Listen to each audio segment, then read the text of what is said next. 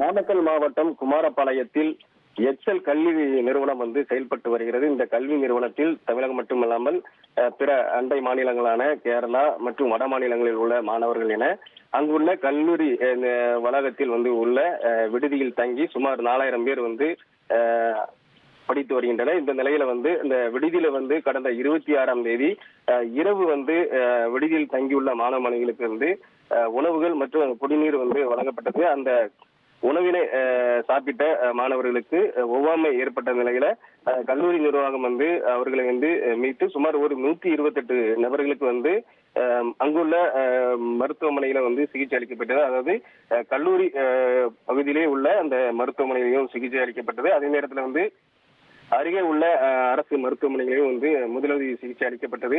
தொடர்ந்து அவர்களுக்கு சிகிச்சை அளிக்கப்பட்ட சூழ்நிலையில அவர்களுக்கு மருத்துவ சிகிச்சை முடிவடைந்த நிலையில அவங்க இப்ப தற்போது நலமுடன் இருக்கிறாங்க. இந்த சூழ்நிலையில இந்த சம்பவத்தை அறிந்த நாமக்கல் மாவட்ட நிர்வாகம் மற்றும் உணவு பாதுகாப்புத்துறை சுகாதாரத்துறையினர் அங்கு சென்று ஆய்வு நடத்தினர். அப்ப மாணவர்களுக்கு வழங்கக்கூடிய அந்த கேண்டீனானது குடிநீர் மற்றும் உணவுகள் சில பிரச்சனை இருப்பதாகவும் குடிநீர் அசுத்தமாக இருந்த காரணத்தால் தான் மாணவர்களுக்கு இந்த ஒவ்வாமை ஏற்பட்டுள்ளதாக அந்த தெரிவித்துள்ளனர்.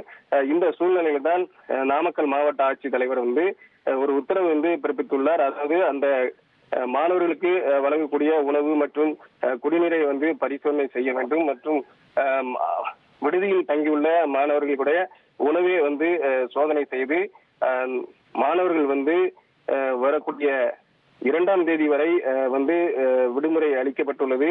மேலும் அந்த பகுதியில சீர் செய்ய வேண்டும், தூய்மைப்படுத்த வேண்டும் என கல்லூரி நிர்வாகத்திற்கு நாமக்கல் மாவட்ட ஆட்சித்தலைவர் துர்காமூர்த்தி உத்தரவிட்டுள்ளார். தொடர்ந்து வட மாநில மாணவர்களும் அந்த விடுதியில தங்கியிருந்து படிக்கிறாங்க.